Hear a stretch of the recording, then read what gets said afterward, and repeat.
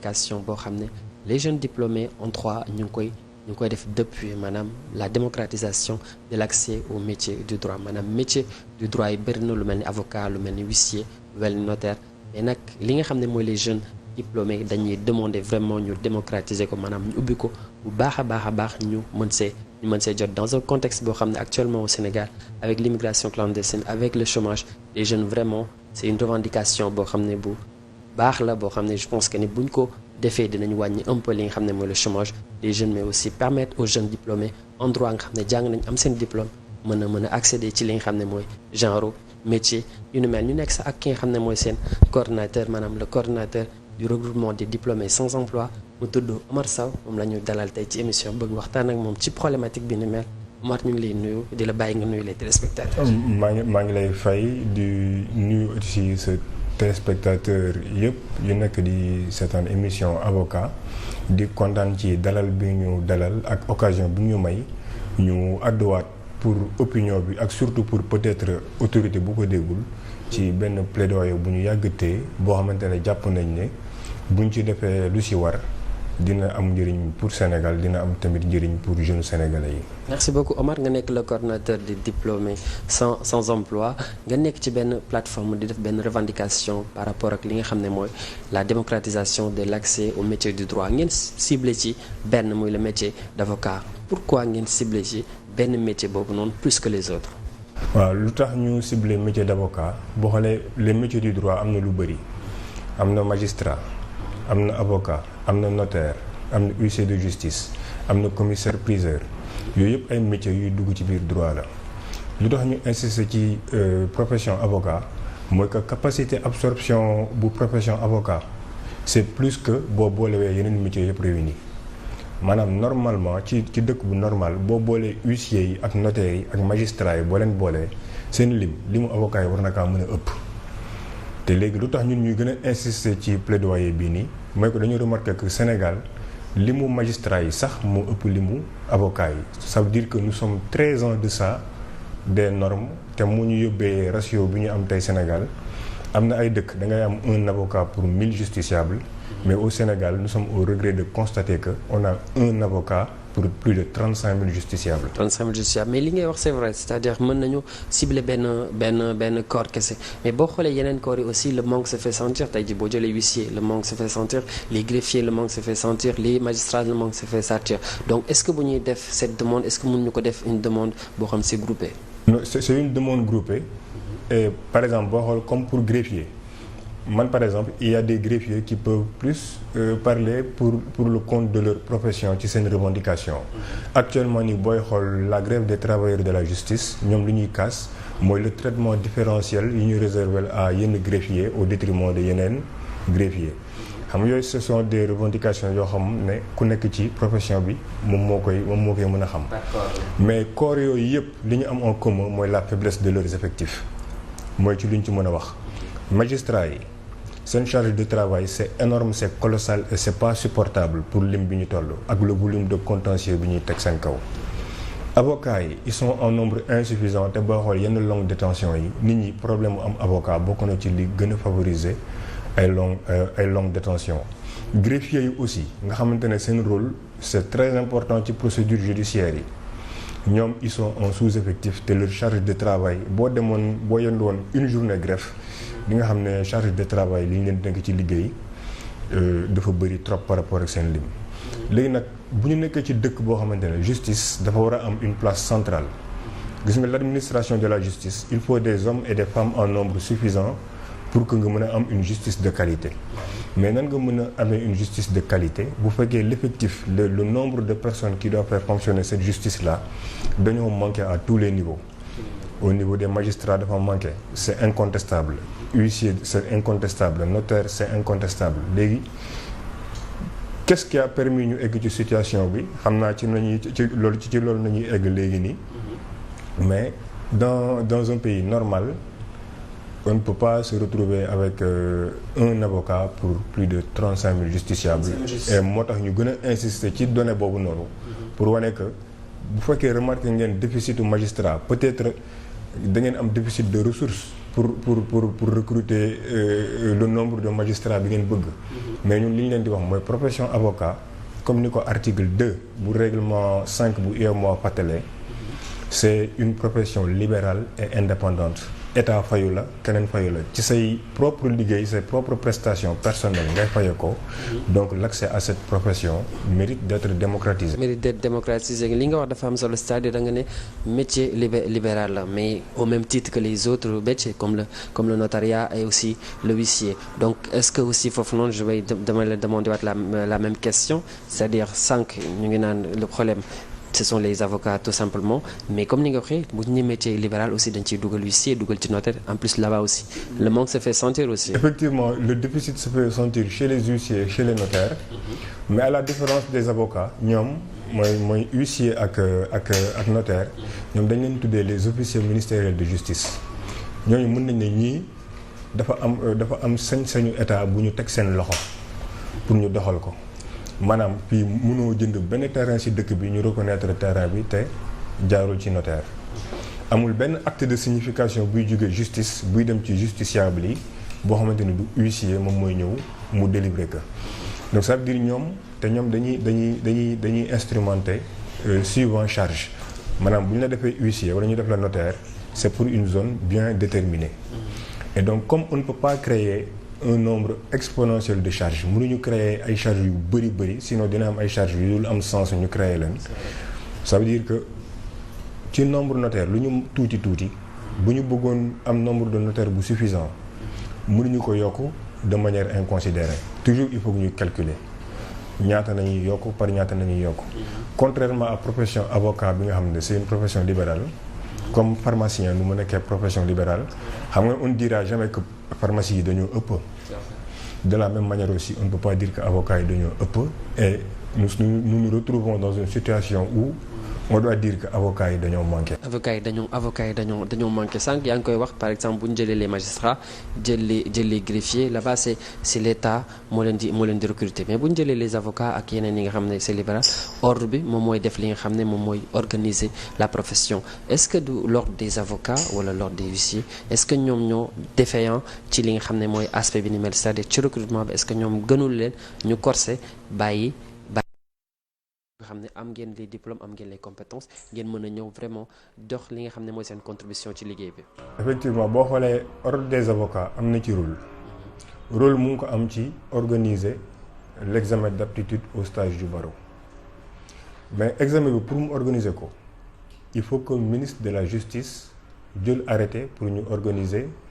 examen d'aptitude au stage du barreau bi donc. bu fekkee dañoo constater irrégularité ci organisation wu examen d'aptitude au stage du barreau avant ngay tourner ci ordre des avocats da nga war a njëkk a tourner ci ministère de la justice man à titre personnel muy maître Malick Sall muy professeur Ismaïla Madior Fall muy également maître Sidiki Kaba revendication bii nii ñoom ñëpp ñun porté nañ ko à leur connaissance dans l'espoir que peut-être dara dinañ ko def pour mën a faciliter l'accès à cette profession. L'accès à cette profession tey bu ñu ñëwaatee un peu ci li nga xam ne mooy ratio bi parce que je pense que dafay am solo parce que yaa ngi ko doon wax un peu bu ñu jëlee Sénégal ban ratio la ñu am entre la population ak li nga xam mooy le nombre d'avocats wala bu fekkee dafa am référence ci wàllum ratio bi est-ce que mën nañ ko aussi rappeler aussi.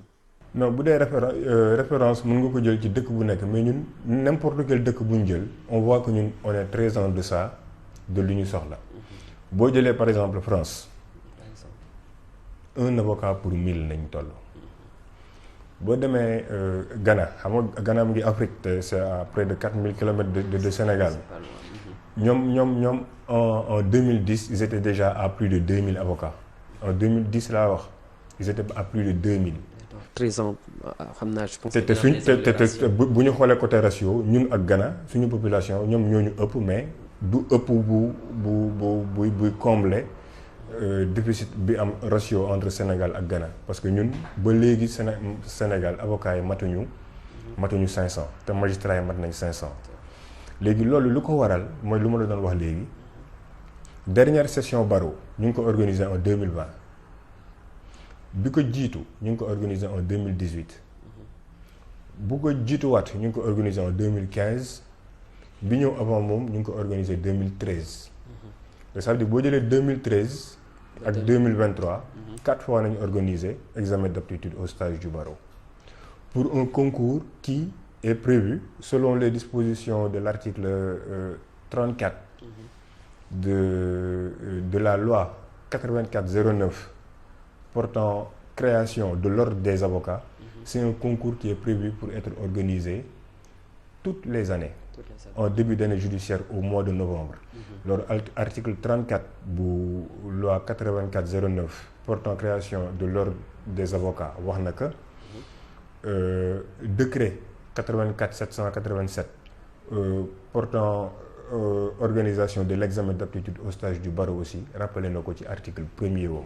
Ça veut dire que en début de chaque année l'examen d'aptitude au stage du barreau doit être organisé te lu ñu constaté sur 10 ans Sénégal 4 fois lañ ko organisé. 4 fois rek lañ ko organisé mais loolu est-ce que mënuñu comprendre un peu l'ordre des avocats ci benn aspect c'est-à-dire Sénégal nekk na dëkk boo xam ne comme ni nga ko waxee on est à 17 millions de Sénégalais c'est vrai ratio bi tollowul mais est-ce que du aussi donc les Sénégalais n'ont pas les moyens toujours pour aller prendre un avocat c'est-à-dire bu ñu am des fois les ressources nécessaires pour dem jëli ji li nga xam ne mooy les avocats est-ce que bu ñu ko démocratiser de la sorte est-ce que du yàq li nga xam ne mooy profession bi aussi. non effectivement gis nga am na équilibre boo war a maintenir. pour que mooy li ñu naan pour éviter la prolétarisation de la profession. pour moytu ko maanaam ñu def ko genre liggéey boo xamante ne da ngay jur rek nga def ko mais je rappelle que pour concours bi. Le premier filtre, c'est la détention du diplôme. Maanaam il te faut une maîtrise en droit ou un master 2 en droit. te loolu c'est une première présomption solide que ne kii il a droit à aspirer à cette profession. Et je rappelle surtout lu tax lim bi di toll nii xam nga sur 10 ans nee naa la 4 fois nañ ko organiser mais pour les 4 fois benn bi 33 personnes la benn bi 36 personnes ñoo jàll. benn bi 15 personnes ñoo jàll benn bi 18 personnes. 18 personnes. pour concours boo xam ne soo ko organisé bu 2020 bi. amoon na 978 candidats. bu ko jiitu woon amoon na 800 et quelques mën nañ ne concours du am te du am plus de 1000 candidats yuy taxaw di postuler. ñu jël des 25 des 30 léegi sur 1000 diplômés yoo xamante ne am nañ seen diplôme nekkul 1000 personnes yu ñëw taxaw nii pour nekk ko te amuñu diplôme mais 1000 personnes yu am seen diplôme. pour def examen d'aptitude au stage du barreau nga ñëw nga ne 15 ñoo jàll. pour ñun il y a à revoir ci organisation jury bi aussi. war nañ gérer équilibre bi de telle sorte que je pense que dina am benn renouvellement de génération. dina am renouvellement parce que rappel à Dieu yi. lu mënul ñàkk la luy am la. incapacité exercer liggéey bi aussi. lu mën a dabe la luy am la. donc c'est une profession qui a besoin de se régénérer de se renouveler te nu muy renouveler woo c'est par un recrutement conséquent et annuel de jeunes diplômés de nos facultés de droit. pour que comme li nga doon wax léegi nii gis nga avocat su méttiwee ci nit ñi c'est parce que lim bi bëriwul c'est parce que accessible.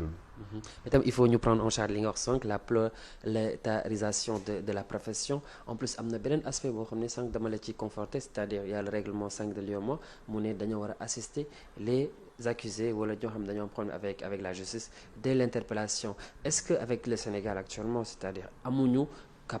capacité boobu noonu donc dafay andi beneen problème avec li nga xam ne mooy la justice parce que je pense que dinañ ci basculer parce que y aura des effets yoo xam ne dafay am par rapport ak la justice. ba xool au Sénégal am na ay régions yoo xamante ne amul sax benn avocat les citoyens région boobu noonu c'est des justiciables comme les autres léegi la modification wala par exemple des procédures d'admission maanaam wala le relèvement de l'effectif des avocats avec des mesures incitatives aux nouveaux avocats pour que ñu installé wu ci ay zones yu mu amul yooyu mën na permettre que citoyens yi nekk ci zones yu gën a reculé ñu mën a am accès à la justice te loolu ça fait partie des droits yi nga xamante ne chaque justiciable am na ko. war na ko mën a am donc on peut mën nañu wax ne vraiment la justice actuellement comment elle est boo xoolee problème yi nga xam ne moom lay jànkonteel la lenteur judiciaire donc manque d'effectifs lay gën a nduru. mooy la première cause des défaillances du système judiciaire mooy le déficit d'effectifs. Et loolu c'est mën nañu ne au Sénégal sax c'est presque à tous les niveaux. Presque dans les administrations publiques comme dans les entreprises privées. Presque fépp dafa am problème de staff. fu waroon am 10 nit presque 5 moo fay nekk et donc la profession d'avocat n'y échappe pas. n'y échappe pas sànq yaa ngi koy wax boo demee ci yenn dëkk yi boo amee titre docteur tu peux être un avocat mais bu ñu ñëwaatee Sénégal dama bëgg xam exactement le nombre de maîtrisards yi nga xam ne ñu ngi koy am au Sénégal par année donc loolu noonu tamit est-ce que c'est pas très conséquent par rapport ak ki nga xam mooy ñi nga xam ne moom la ñuy recruter ñoom. Effectivement gis nga boo xool même ci intitulé bi nga proposé da nga ne démocratiser l'accès. bu ñu demee ba tudd démocratiser l'accès c'est parce que dafa am sentiment que dañoo transformer yenn profession en forteresse. parce que c'est comme dañ ko bëgg a jàppee chasse gardée pour une catégorie wala pour benn groupe. Donc bu ñuy interpeller tous les diplômés en droit. Et on ne dit pas qu'il y a que la profession d'avocat pour les juristes. Ouais. Il y a d'autres métiers qui peuvent être promus. Gis nga boo xoolee avec la faible capacité de nos parlementaires à contrôler l'action du gouvernement te pourtant ci seeni mission la bokk. Mais qu'est-ce qui empêcherait qu'on enjoigne à chaque parlementaire un assistant boo xamante ni il est titulaire de son doctorat ou bien de sa maîtrise en droit. Les collectivités locales, acte 3 de la décentralisation aussi. Ça offre énormément de possibilités, non pas seulement pour les juristes, mais aussi pour d'autres corps de métier, géographes ak n'importe quel type autre corps de métier. Mais boo xoolee acte 3 de la décentralisation aussi moom problème moom mu ngi ko am ci kiiwam opérationnalité wam opérationnalisation parce que les ressources ne suivent pas pour que collectivités locales yi mën a procéder au recrutement des personnels dont ils ont besoin. D'autant plus que comme ni ngay wax ni c'est-à-dire actuellement sànq li ma koy wax contexte bi ñu nekk dañu nekk ci contexte chômage bu extrême ba les jeunes boo xool ñu ngi def tous les moyens pour s'en sortir ñenn ñu ngi jël géej gi l'immigration clandestine ak son lot de mort donc benn étape la boo xam ne dafay régler yi nga xam ne mooy le chômage des jeunes d'autant plus que fac droit xam nañ la fa nekk faculté boo xam ne dafay jël énormément de jeunes. Effectivement donc boo xool le premier critère à prendre en compte. C'est l'investissement que l'État fait pour la formation de ces jeunes loolu mooy li ñu war a njëkk a considérer bu dul l'État mu nekk les parents de ces jeunes. Léegi après cet investissement là l'État peut en tirer profit gis nga comme lu ma la wax Sénégal bu relever woon le nombre de l'effectif de ses avocats. Gis nga avec l'harmonisation des règles régissant les barreaux des pays membres de l'UEMOA. Un avocat sénégalais peut aller exercer au Burkina wala mu dem exercer Mali. Xam nga loolu c'est un atout. Donc ça veut dire que les jeunes bu boobaa dañuy am sax lu leen may xam nga migration aussi. Comme li ñu mooy lu tax ñu bëri di bañ wax clandestine ku nekk am nga droit nga migrer. C'est vrai. Soo bëggee jàmm am nga migrer soo bëggee liggéey am nga droit migrer. Donc aussi pour man ce serait bien mën nañ considérer nombre de jeunes yi am diplôme bi. Mais mën nañu xam que ne les opportunités qu'ils ont de s'en sortir ici elles sont considérables et elles sont beaucoup plus grandes et que pour man pour ñun je veux dire li koy bloquer instant bi nii bokk na ci manque de volonté politique mooy lu ma la wax sànq ba nga may wax ordre des avocats ci certes am na conflit d'intérêt ci organisation concours bi mais principale responsabilité bi ñu ngi koy teg ci état notamment jaaree ko ministre de la justice bi nga xamante ne moom mu am responsabilité chaque mois de novembre mu ubbi l'examen d'aptitude au stage du barreau pour que les jeunes sortant de la faculté de droit ñu mën a jël sortie boobu noonu au moins pour génn université mais sinon tant que ces issues-là sont bloquées les étudiants feront plus de temps que de nécessaire à trouver un emploi à l'université ou à trouver un emploi. C'est un problème dina ñëwaat un peu sur la formation aussi des jeunes yaa ngi wax université c'est-à-dire est-ce que aussi jotul au niveau des universités ñu changer li nga xam ne mooy jàngale bi parce que foofu théorie moo fa ëpp alors que vraiment comme ni nga waxee droit bu ñu ko jëlee exemple droit wala yëpp liggéey yi ñu mënta jël ce sont des cours yoo xam ne c'est après da nga koy pratiquer dans la pratique donc est-ce que jotul aussi au niveau des universités donc ñu préparer les jeunes donc ci njàng bi tamit pour xale yi opérationnel dès leur sortie aussi à l'université. jàng bi c'est nécessaire ñu réviser ko mooy curriculum bi. déjà durée curriculum bi war nañ ko xoolaat. contenu wu curriculum bi war nañ ko xoolaat. mais loolu c'est un débat différent de actuellement les jeunes qui sont détenteurs de leur diplôme ils ont subi les mêmes enseignements que ñi nekk magistrat tey ñi ko nekk avocat tey ak ñi nekk huissier tey. C'est la même chose. donc ça veut dire que ils ont subi les mêmes formations. léegi boo xool ce qui fait souvent la différence. boo xool adéquation entre la formation et l'emploi. le meilleur outil du ma ne le seul outil mais le meilleur outil pour permettre la mise en adéquation. c'est le stage. C'est le stage. bañ nañ ko boo jógee université nga am sa maîtrise nga war a nekk magistrat soo demee boo demee centre de formation judiciaire doo nekk magistrat directement. da ngay nekk dañ lay tuddee auditeur de justice dañuy jàpp mooy magistrat en stage. En stage. boo jàllee examen d'aptitude au stage du barreau bu ñu la dugalee ci benn avocat ci cabinet avocat da ngay nekk avocat stagiaire. boo jàllee concours huissier. ba pare. bu ñu la testé ak ay connaissance générale ba nga jàll bu ñu la jëlee dugal la ci benn étude huissier stagiaire ngay nekk ça veut dire stage moom mooy la période bi nga xamante ne moom la ki am ay connaissances théoriques war a jaar pour mën a intégrer pour mën a opérationnel mu intégrer liggéey léegi nag accès à stage loolu peut-être ça peut être l'objet d'un autre débat plus large au Sénégal il y a un décret sur le stage mais sur 100 entreprises ñaata ñoo ci respecter les droits yi ñu war a reconnaître aux stagiaires loolu c'est une question bu ñuy poser ñu continuer mais c'est pour dire que on ne peut pas remettre en question la qualité de la formation des jeunes déjà que jumtukaayu gëstu yu jeunes yi am peut-être ñu leen jiitu amuñu ko woon mais pour man c'est l'organisation des professions et le management la régularité de l'organisation des concours donnant accès à ces professions moom moo posé problème te moom moo waral jeunes yi di def seeni étude ba pare toog di xool yan buntu nañuy jaar te ñun moom comme pour en finir ak question bi nga posé nous ne conseillons aucun jeune mu jël yoon bu dul yoon normal pour tukki. C'est vrai. waaw parce que tukki ku nekk am na ci droit mais ñun invité ñu jël benn jeune mu jël benn yoon bu jaarul yoon pour tukki te ñu xam ne dëkk bu ñu war a tabax moo ëpp possibilité liggéey dëkk yoo xamante ne tabax nañ ko ba pare. dafa nekk vraiment ñoom ñu ngi ci phase développement ba pare dinaa ñëwaat un peu ci aspect bi nga xam ne sànq yaa ngi ko doon wax ci li nga xam ne mooy concours yi bu ñu paree concours yi dañoo gis ci yenn corps yi comme lu mel ni huissier balaa ñoo tutoraliser li nga xam ne mooy le huissier dafay yàgg tamit trop aussi ça c'est aussi un problème. effectivement boo xam mooy surtout par rapport ak moo li ñu waxoon ci njëlbeenu émission bi. huissier dafa am examen d'aptitude au stage d'huissier loolu concours direct la pour ñëpp. mais une fois nga jàll ka da ngay dem ci ay études huissier nga subir sa stage comme ni ñu ko waxee léegi nii. léegi durée de stage bi soo ko exécuté ba mu jeex ci lay am concours interne. entre yéen huissiers yi concours interne.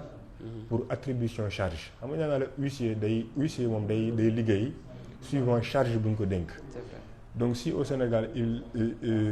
dama jox exemple estimation s'il existe par exemple 40 charges bu ñu amee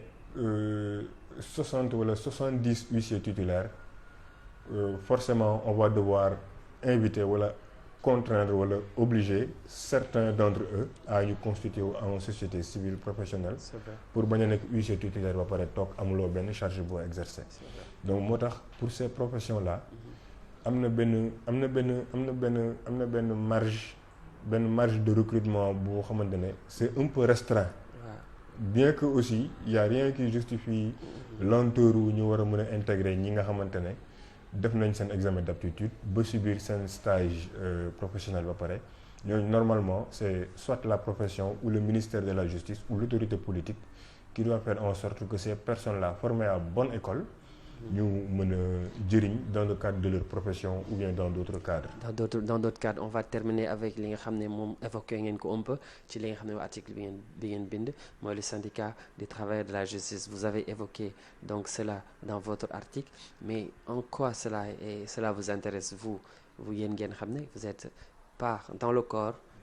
ni dans la fonction, donc en quoi cela vous intéresse? Pourquoi ngeen évoqué ko dans votre article alors que sax ñu ngi koy rappelé ils sont en grève depuis hier? Non, ça nous intéresse parce que c'est pas parce que nous sommes pas dans le corps que ça va pas nous intéresser, mais boo xoolee sax ñun on aspire à faire partie de ce corps. te suñu ay revendications ñun mooy que ce sont des corps qui sont insuffisamment fournis en ressources humaines et que ñun nous sommes des ressources humaines qui peuvent servir à combler ce déficit à tous ces niveaux-là à tous ces niveaux de métiers du droit. moo tax ñun nous sommes toujours sensibles à manifestation aux travailleurs de la justice yi di inviter l'autorité politique à mu xam que ne ñoom ils occupent un pilier central du fonctionnement d'un état de droit ou bien d'une démocratie et que par conséquent bu ñu bëggee que justice bi nga xamante ne moom mooy assurer la stabilité sociale mu dox comme ni ñu ko bëggee wala comme ni ñu ko bindee il faut véritablement ñu liggéey dëgg ci relèvement effectif bépp profession boo xamante ne ñu ngi ko boole ci droit. Merci beaucoup Omar. Je pense que le temps bi nga xam ne moom la ñu impartiroon je pense que ni jeex na, mais dañuy ñëwaat ci contexte bi parce que contexte bi am na solo parce que lépp lu ñu wax il faudra ñu contextualiser ko ci benn contexte. Actuellement il y a les jeunes vraiment chômage bi métti na trop, il y a les jeunes diplômés jàng war a mën a liggéeyuñu, donc lii benn initiative la boo xam ne les dirigeants l'État du Sénégal war na ko mën a dégg pour régler aussi le chômage des jeunes. ñu jox la kàddu gi bu fekkee da ngay am looy dolli ñu dolli ko ñu doog a clôturer. waaw lu may dolli mooy remercier la ci occasion bi ñu may ñu profiter de cette tribune pour porter waat suñu plaidoyer di ñaan que opinion di espérer que opinion bi dina gën a comprendre lu ñu yàgg di plaider, di espérer aussi que dinañ rencontrer ay autorités yu attentives à suñu réclamation te xam que ce n'est pas seulement dans notre propre intérêt que nous portons ces revendications, mais que bu nombre d'avocats yi doyee c'est d'abord l'intérêt de tous les justiciables sénégalais. Merci beaucoup. On était avec Omar Sow nga xam ne c'est le coordonnateur du regroupement des diplômés sans emploi fii ci Sénégal. moom lañu dalal ba waxtaan ak moom ci li nga xam ne problématique bi nga xam ne vraiment moom lañ leen proposer comme thème maanaam la démocratisation de l'accès au métier du droit. ñoom def nañ benn focus ci li nga xam ne mooy le métier d'avocat parce que c'est une profession qui est libérale, moom moo ëpp capacité d'absorption, mais je pense que war nañ ko mën a donc élargir ci li nga xam ne mooy tous les autres métiers comme le mel ni huissier, comme le mel ni notaire, etc. ci contexte bi je pense que dafa am solo parce que les jeunes actuellement il y a le chômage qui gangrène la société te war nañu mën a vraiment def des efforts dans ce sens pour retenir les jeunes dans ce pays. Merci beaucoup Omar, ñu ngi lay jaajëfal di la remercier nos téléspectateurs di leen jox dig daje la prochaine fois inchallah même heure même chaîne.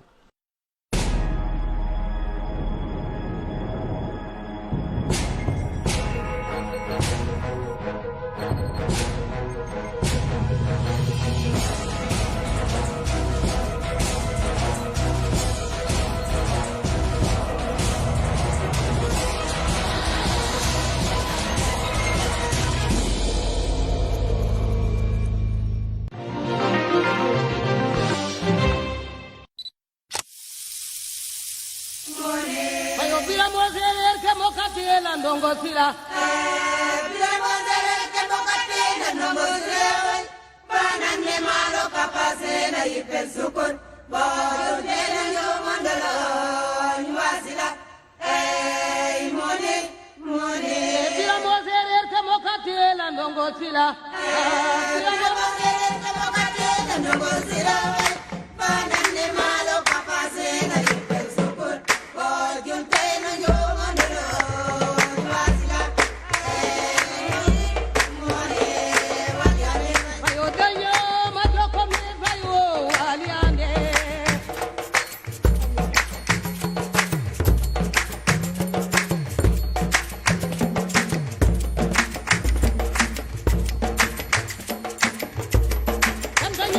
jangu jaare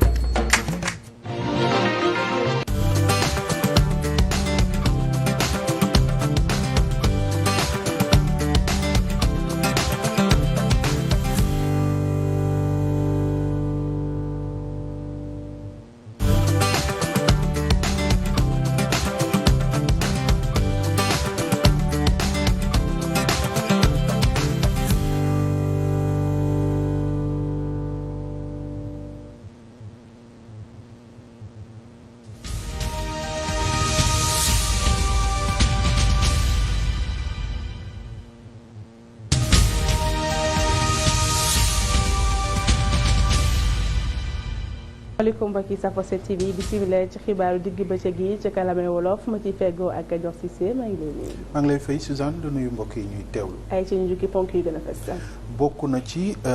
app gi ñu appal li nga xam ne moom mooy élection présidentielle yi ñu dëgmal ñu doon ko rumandat da ab décret nag ñëw na daal di koy firndeel daañu ko amal ñaar fukki fan ak juróom ci weeru février jamono ji nag ñi jota samp seen ndënd ñu ngay déposer li nga xam ne moom mooy caution bi ñu xayma ko ci fanweeri million ci sunu koppar muy maanaam pàcc boo xam ne bu am solo la waaye ñi nga xam ne itam ñoo nar a bokk ci yooyu la jongante ku ci am lu gën a néew juróom si téeméer yoo jël daanaka lii di sa caution da nga koy daal di ñàkk. daañu waxtaanee itam si li ñeel ñi nga xam ne ay candidat lañu di wër Sénégal ñu di leen indil ay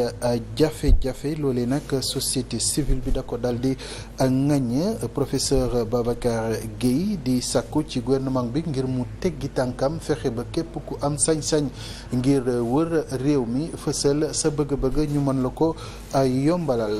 niki démb ñu doon màggal li nga xam ne moom mooy bis bi nu jagleel way laago yi mu doon noon porox ndoll ci ñoom ngir ñu dellu siwaat ci jafe-jafe yi nga xam ne ñi ngi koy jànkonteel rawatina nag ñi nga xam ne daanaka seeni cër dafa wàññeeku Yaama Njaay nag daal di yor seen kàddu gën a xuus bu baax a baax si li nga xam ne moom mooy seeni jafe-jafe mbokk yi lii lee moo doon ponk yi nar a gën a fës ci bile jotaay xibaar yaatal gi léegi-léegi lay doon su bàkk bi jubee ba noppi.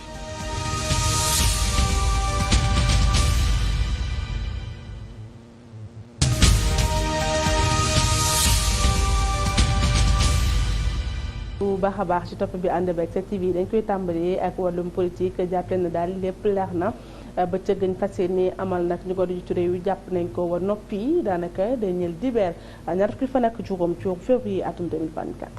boobu le décret sax daanaka moom moo waraloon itam ñu daal di amal ab révision exceptionnelle u liste électorale yi mu bokkoon ci décret numéro 2023-464 bu juróom-ñaari fan ci weeru mars atum 2023 bi loolee nag ñu nar ko amal fépp ci Sénégal waaye itam ci biti réew. mbër ñi nga xam ne fas nañu samp seen dënd si ñoom ñu ci réew mi nag tàmbale nañ di yóbbu rek seen ab caution toll ci fanweeri million jàpp ne nag mbir mi lenn la rek ci li nga xam ne da leen koy laaj. loolee nag li ci loi électorale bi wax mooy ñoom ñooñu nga xam ne ñoo nar a dem ci yooyu les élections dañu fexe ba li ñuy am ci ay wot téeméer boo ci jël ñu am ci lu ëpp juróom lu ko mooy rek lii di seen caution dañ koy dal di ñàkk. lu ëpp ñaar téeméeri doomu Sénégal jël nañu seen fiche de parrainage mu ñeel présidentielle bu février bii di ñëw ngir ñu waajal nag seen dossier de candidature yooyu lu ëpp ci ñoom dal dinañuy joxe seen caution nga xam ne toll na ci fanweeri million ci suñuy koppar lu ci mel ni Idrissa Seck bu parti Rewmi, Karim Wade bu PDS, Thierno Alassane Sall bu République des Valeurs, Cheikh Bamba Dièye bu FSD/BJ, Déthié Fall wala sax Anta Babacar Ngom bu mouvement ARC. ñoom ñooñee xamle nañu ne dem nañu ba noppi ca caisse de dépôt consignation ñu woo ko téléphone moom Babacar Fall bu GRADEC di xamle ne bu fekkee ne candidature bi recevableul caution bi dañ la koy delloo fukki fan ak juróom ginnaaw bu ñu fësalee liste ñi nga xamante ne ñoom ñoo samp seen ndënd ci yooyu la jongante loolee di biral ne nit ñi nga xam ne nag seen dossier moom 7 sages yu conseil constitutionnel bi da ko validé ñoom nag dinañu mën a jëlaat seen fanweeri million. bu fekkee nag ne candidature bi juridiction bi validé na ko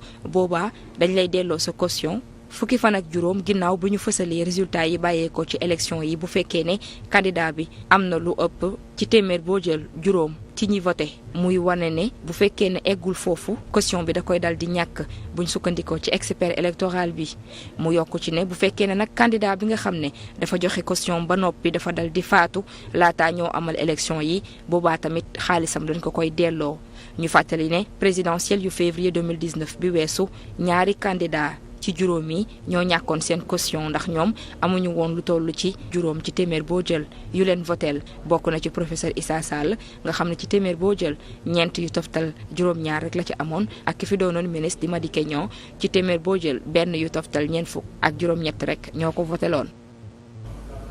kuréelu politique yi di AFP féetewoo ci Ndakaaru daal nañu yóbbu nag seen ab parrainage yi nga xam ne rek utal nañ ko seen ab candidat di Amadou Ba. ci njiitalu docteur Malick Diop nag responsable AFP yooyu dañoo dajale lu toll ci 20 679 ci ay parrain daal di koy jébbal kii di Abdoulaye Diouf Sarr mi nga xam ne moom la ñuy war a dénk lépp loo xam ne parrainage la ci Benno Bokk Yaakaar loolee nag ni ki démb la amee woon ci seen makkaan. dañu wax ne parrainage première étape la. wan exemple bii ñu wane ci Ndakaaru nag AFP dina ko wane ci yeneen département yi di ko jox ki nga xam ne teg ko loxo ki nga xam ne macha allah xam na kër gi xam na liggéey bi. ki nga xam ne tey moom lañ dénk région de Dakar ci parrainage bu Benno Bokk Yaakaar. je suis sûr que vos militants. bi ma nekkee délégué régional ba léegi maa ngi soog a jot ci ab parti bu nekk Dakar lu toll nii ci ay parrainage wóor na ma ni seeni militants yi parrainé nañ ci fi nga xam ni moo di commune yi waaye en tant que parti bu responsable da ngeen jàpp ni war ngeen jël parrainage yi ci biir département bi jébbal ko ki nga xam ne moo di délégué régional bi kon fii nii laay waxee ni ci turu président Macky Sall ci turu Amadou Ba ak ci turu délégué national bi di Abdoulaye Diagne di wax ni jot naa ci loxoy docteur Malick Diop lu toll ci 20 679 parrains. Pape Djibril Fall di kenn ci ñiy laaj réew mi nee na daal wàllum parrainage moom nekkul lu jafe-jafe ci serviteurs yi ndax daal lu mooy loolu itam daan nañuy dajale seen caution ba noppi. moom jiitalu serviteur yooyee nee na li nga xam ne mooy candidature am daanaka sénégalais yi ñoom ñoo ko sàkku ndax lu ëpp ci ñoom lii di nguur gi dañu ko daanaka won ginnaaw moom nag daan na koy xamle ci ab final boo xam ne mu ngi doon am foofe ca Caajaay ñeel nag li nga xam ne moom mooy équipe nawetaan yi. parrainage nag le 6 mai dama waxoon ne du ma téye caution tamit du ma téye